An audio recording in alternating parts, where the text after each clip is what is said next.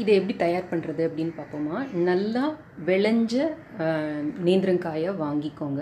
இது வந்து இன்னும் கொஞ்சம் கூட பழுத்துடுச்சு. நான் நேற்று வாங்கினேன், இன்றைக்கி செய்யறதுக்குள்ளார கொஞ்சம் பழுத்துடுச்சு. பட் நீங்கள் வந்து நல்லா பச்சையாக இருக்கிறதா பார்த்து வாங்கிக்கோங்க. வாங்கிட்டு இந்த தோலை இந்த வரும்பில் வந்து இப்படி ஒரு கத்தியால் கீறுனீங்க அப்படின்னா ஈஸியாக அந்த தோலை உரிக்க வரும். உரிச்சிட்டு சின்ன சின்ன பீஸாக கட் பண்ணி இந்த மாதிரி வெயிலில் காய வச்சு எடுத்துக்கோங்க. நல்லா காய வச்சு எடுத்துக்கோங்க. இது வந்து அப்படியே சுக்கா காஞ்சிருக்கணும்னு சொல்லுவாங்கள்ல, அந்த மாதிரி காஞ்சிருக்கணும். இப்போ இதை ஒரு மிக்சியில் போட்டு நல்லா பொடி பண்ணி எடுத்துக்கலாம். நம்ம இதை நல்லா இந்த மாதிரி பொடி பண்ணி எடுத்துக்கோங்க. இந்த மாதிரி பொடி பண்ணி எடுத்ததை ஒரு கண்ணாடி பாட்டிலில் போட்டு பத்திரப்படுத்தி வச்சுக்கோங்க. ஒரு ட்ரை கண்ணாடி பாத்திரமாக எடுத்துக்கோங்க. ட்ரை ஸ்பூனாக எடுத்துக்கோங்க. இதுலேருந்து 1 டீஸ்பூன் அளவுக்கு எடுத்து இப்போ நம்ம எப்படி கஞ்சி தயார் பண்ணுறது அப்படின்னு பார்ப்போமா. 6 மாத குழந்தையிலேருந்து நீங்கள் இதை கொடுக்க ஆரம்பிக்கலாம். எப்போவுமே ஆரம்பிக்கிறப்ப குழந்தைங்களுக்கு வந்து கம்மியாக கொடுத்து பார்க்குறது தான் நல்லது. ஸோ இதில் வந்து நான் 1 டீஸ்பூன் அளவுக்கு எடுத்திருக்கேன். பட் நீங்கள் இதை செய்துட்டு குழந்தைங்களுக்கு கொடுக்குறப்ப ஒரு 1/2 டீஸ்பூன் அளவுக்கு நீங்கள் கொடுத்தீங்கன்னா போதும். ஒத்துக்குதா அப்படின்னு பாருங்கள். 3 நாள் கண்டினியூஸாக இதை கொடுத்து பாருங்கள். கொடுத்து பார்த்துட்டு அவங்களுக்கு ஒத்துக்குது அப்படின்னதுக்கு அப்புறமா நீங்கள் வந்து இதை 1 டீஸ்பூன் அளவுக்கு கஞ்சி ஃபுல்லுத்தையும் அவங்களுக்கு கொடுக்க ஆரம்பிக்கலாம். இப்போ நான் அந்த 1 டீஸ்பூன் அளவுக்கு கஞ்சி பொடி எடுத்திருக்கேன். இதில் நான் இப்போ ஒரு 1/4 கப் அளவுக்கு தண்ணி விட போகிறேன். 1/4 கப் அளவுக்கு தண்ணி சேர்க்குறேன். இப்போ நல்லா கரைச்சிட்டு அடுப்பில் வச்சு நம்ம கஞ்சியாக காய்ச்சுவோம். மிதமான தீயில் வச்சுக்கோங்க. இதோட 1/4 கப் அளவுக்கு பசும் பாலும் சேர்த்துக்கோங்க. சேர்த்துட்டு இப்போ இதை நல்லா வேகிற வரைக்கும் காய்ச்சலாம்.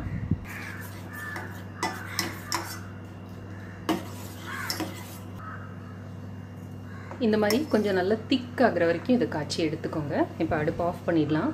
இதோட ஒரு சிட்டிகை அளவுக்கு ஏலக்காய் தூள் சேர்த்துக்கோங்க. ரொம்ப கொஞ்சமாக போதும். ஏலக்காய் தூள் சேர்த்து மிக்ஸ் பண்ணிக்கோங்க. இது கொஞ்சம் ஆறுனதுக்கு அப்புறமா இதில் நம்ம வந்து வெள்ளை சிரப் விட்டுக்கலாம். கொஞ்சம் ஆறுனோடனே இதில் வெள்ளை சிரப் ஆட் பண்ணிக்கலாம். வெள்ளை சிரப் எப்படி செய்கிறது அப்படிங்கிறதுக்கான வீடியோ ரெசிபி லிங்க் வந்து நான் உங்களுக்கு கீழே இருக்கிற டிஸ்கிரிப்ஷன் பாக்ஸில் கொடுக்குறேன். ஒன்றும் இல்லைங்க, வெள்ளத்தை நல்லா தண்ணி ஊற்றி கரைச்சி அடுப்பில் வச்சு கொதித்து வடிகட்டி எடுத்து வச்சுக்கிட்டோம், ஃப்ரிட்ஜில் எடுத்து வச்சுக்கிட்டோம்னா நம்மளோட வெள்ளை சிரப் ரெடி. இது உங்களோட குழந்தையோட சுவை அளவுக்கு ஏற்றபடி வெல்லம் விட்டுக்கோங்க. விட்டு கலந்தா இப்போ நம்மளோட கஞ்சி தயார்.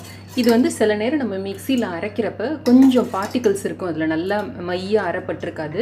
அந்த மாதிரி இருந்தது அப்படின்னா ஒரு தடவை வடிகட்டிட்டு கொடுங்க குழந்தைங்களுக்கு.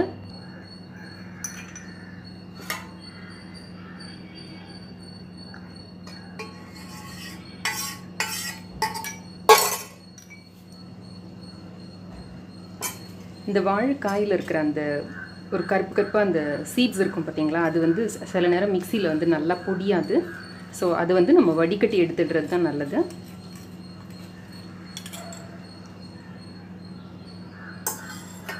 ஸோ இப்போ நம்மளோட வாழைக்காய் பொடி கஞ்சி தயார். இது வந்து உங்கள் குழந்தைங்களுக்கு காலை வேளையில் முதல்ல கொடுத்து பழகுங்க. ஏன்னா வாழைக்காய் வந்து கொஞ்சம் டைஜஸ்ட் ஆகிறதுக்கு லேட் ஆகும். அதனால ஈவினிங்கில் ஸ்டார்ட் பண்ணாதீங்க கொடுக்க ஆரம்பிக்கிறப்ப. இதில் முதல்ல கொடுக்குறப்ப ஒரு 1/2 டீஸ்பூன் அளவுக்கு மட்டும் உங்கள் குழந்தைங்களுக்கு கொடுங்க. கொடுத்து பார்த்துட்டு அவங்களுக்கு சேருதான்னு பாருங்கள். ஒரு 3 நாள் இந்த 1/2 டீஸ்பூன் அளவுக்கு மட்டுமே கொடுங்க. 3 நாளும் அவங்களுக்கு நல்லா சேருது அப்படின்னு தெரிஞ்சதுக்கு அப்புறமா நீங்கள் கொஞ்சம் கொஞ்சமாக 3/4 ஸ்பூன், 1 ஸ்பூன், 1 டேபிள் ஸ்பூன்னு அதோட அளவை ஜாஸ்தி பண்ணலாம். இந்த பனானா பவுடரில் வந்து நிறைய சத்துக்கள் இருக்குங்க. நமக்கு தெரியும் இல்லையா, வாழைப்பழத்தில் வந்து அயன், பொட்டாசியம், கால்சியம், சோடியம் எல்லாமே இருக்குது அப்படின்னு தெரியும். விட்டமின்ஸ், மினரல்ஸ் எல்லாமே இருக்குது. விட்டமின் பி காம்ப்ளெக்ஸ் இதில் அபரிமிதமாக இருக்குது. அதனால் குழந்தைங்களுக்கு வந்து ரொம்ப ரொம்ப நல்லது. ஆரோக்கியமான வெயிட் கெயின் இருக்கும் உங்களுக்கு. அந்த கொழுன்னு அந்த என்ன சொல்கிறது, அந்த புதுக்குன்னு இருக்கும் பார்த்தீங்களா, அந்த மாதிரி இருக்காது குழந்தைங்க. நல்ல ஆரோக்கியமான வெயிட் வந்து இந்த வாழைப்பழ கஞ்சி கொடுக்குறப்ப உங்களுக்கு கிடைக்கும். இது என்னோடய பையனோட ஃபோட்டோ. ஸோ சின்ன குழந்தையில வந்து நான் அவனுக்கு இதெல்லாம் கொடுத்துருக்கேன். இது இந்த ராகி கஞ்சி எல்லாம் கொடுத்துருக்கேன். ஸோ குழந்தைங்க வந்து நல்லா இருப்பாங்க. கொடுத்து பாருங்கள். கொடுத்து பார்த்துட்டு எனக்கு உங்களோட கமெண்ட்ஸையும் ஃபீட்பேக்கையும் கீழே இருக்கிற செக்ஷனில் எழுதி அனுப்புங்க. இது வந்து சின்ன குழந்தைங்களுக்கு தான் கொடுக்கணும்னு இல்லைங்க. உங்களோட பெரிய குழந்தைங்களுக்கு கூட நீங்கள் இதே மாதிரி தயார் செய்து கொடுக்கலாம். நல்ல ஆரோக்கியமான வெயிட் போடுவாங்க. எந்த வயசு குழந்தைங்களுக்குமே கொடுக்கலாம். பட் முதல்ல இது வந்து சேருதான்னு மட்டும் பார்த்துட்டு அதுக்கப்புறமா நல்ல ஒரு டம்ளர் அளவுக்கு நீங்கள் கலந்து கொடுக்கலாம்.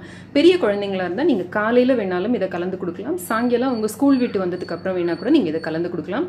பெரியவங்களும் ஏதாவது நோய்வாய்ப்பட்டு நம்ம சத்து இல்லாமல் வீக்காக இருப்போம் பார்த்தீங்களா, அந்த மாதிரி இருக்கிறப்ப இந்த கஞ்சி குடித்தோம் அப்படின்னா நமக்கு உடம்புக்கு வந்து நல்ல பலம் கிடைக்கும். உடம்பு வந்து நல்ல கூடிய விரைவில் வலுவாகி புத்துணர்ச்சியோடு நம்ம ஆயிடுவோம். ஸோ 10 டேஸ்க்கு ஒரு தடவை பெரியவங்க கூட இதை குடிக்கலாங்க. அவ்வளோ நல்லது இது உடம்புக்கு. இந்த வீடியோ பிடிச்சிருந்ததுன்னா லைக் பண்ணுங்கள், உங்கள் ஃப்ரெண்ட்ஸ் ஃபேமிலிக்கு ஷேர் பண்ணிக்கோங்க. நம்ம சேனலுக்கு சப்ஸ்கிரைப் பண்ணி ஹாப்பி ஹோம் மேக்கர் குடும்பத்தில் ஒரு அங்கத்தினராக சேர்ந்துடுங்க. இணைந்திருங்கள். ஹாப்பி ஹோம் மேக்கருடன் எந்நாளும். நன்றி, வணக்கம். ஆரோக்கியமான சமையல், ஆனந்தமான வாழ்க்கை.